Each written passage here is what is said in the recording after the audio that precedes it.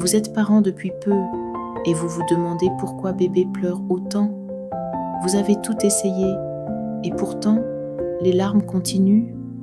Rassurez-vous, vous n'êtes pas seul.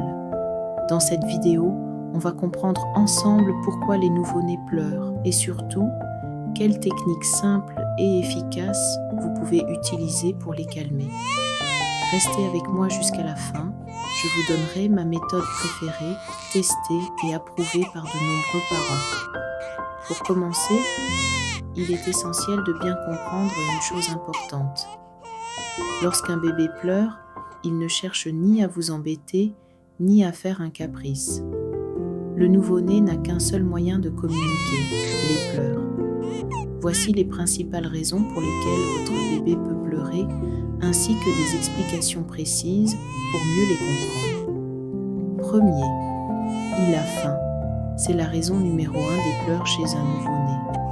Son estomac est minuscule, il a besoin de manger très régulièrement, toutes les 2 à 3 heures environ.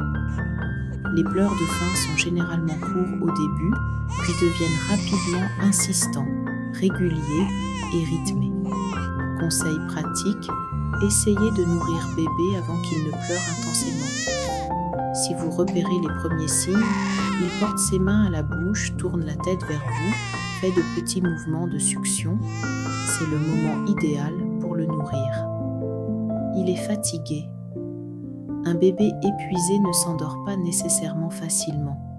Au contraire, il peut devenir agité, irritable et pleurer davantage.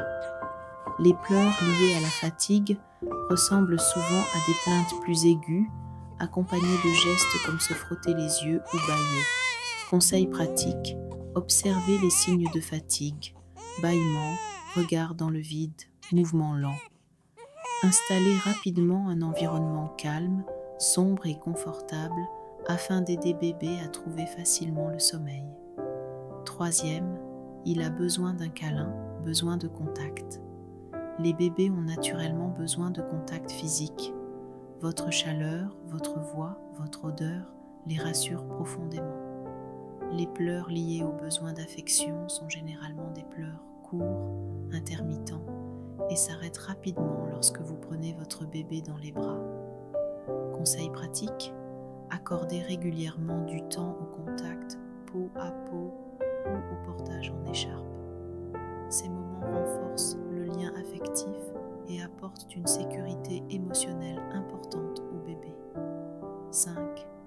Il ressent une douleur, colique, gaz, reflux. Les douleurs digestives sont fréquentes chez les nourrissons, notamment durant les premières semaines. Des pleurs très intenses, soudains et difficiles à calmer, accompagnés de jambes repliées sur le ventre ou de crispations corporelles, peuvent indiquer des coliques ou des gaz douloureux.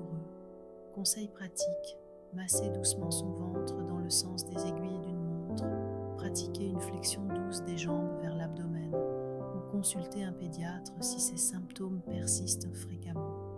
6.